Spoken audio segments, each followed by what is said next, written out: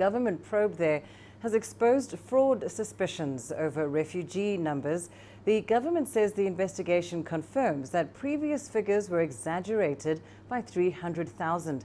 An official inquiry conducted by the Office of the Prime Minister and the UNHCR has found that Uganda hosts 1.1 million refugees and not 1.4 million as previously reported. There are suggestions that the number of refugees was inflated to enable senior officials to squander funds. Well, those would be some damning allegations. Let's get more on this controversy. CGTN's Michael Baleke joins us live now from Kampala. Very worrying news indeed. Michael, tell us, has the government or perhaps even the UNHCR responded to these allegations of fraud? Hello, Lindy. Just to let you know, government of Uganda undertook this audit with support from the UN Refugee Agency and the World Food Programme to establish the number of refugees and asylum seekers.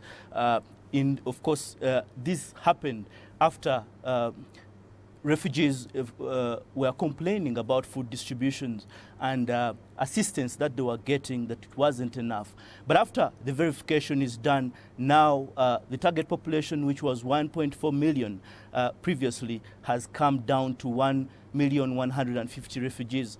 But of course, Lindy, this is a preliminary report which does not point to any allegations of fraud yet, because it gives reasons behind, but they have given, of course, reasons behind the reduced numbers, ranging from death, multiple registration of refugees. Whether this was deliberate, we are yet to find out. And some refugees have since returned home, and others moved to other parts of the country and remain unaccounted for. But we understand that the assistance in terms of food and other items is now being dispersed against the biometric data. Lindy? And so, Michael, has there been any explanation then for the, as you mentioned, of course, people at refugee camps themselves were complaining that they weren't receiving or being allocated services as expected. Has that been explained as yet? Okay, of course, yes, it has been explained. Uganda already took action against officials involved in refugee mismanagement. And most of these interdicted were top officials. And when we talked to the UN Refugee Agency country representative today, Lindy, he told us that, of course, the reasons behind the verification process were to investigate these officials over these allegations. And once they are found guilty, the report, and when the report is complete in the next few, what they call days or weeks, they want the judicial arm of the government of Uganda to do its work.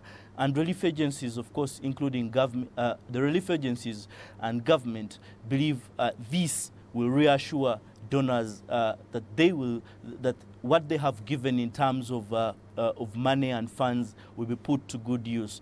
Of course, out of the 450 million requirement for the refugee management in Uganda this year alone, half of that has come through largely due to these allegations. Well, Michael, certainly very encouraging to hear that government has taken quick steps to address these concerns. Thank you so much for joining us there live from Kampala. And as he says, of course, there is still a final investigation to be completed. We look ahead, of course, to the outcome of that investigation.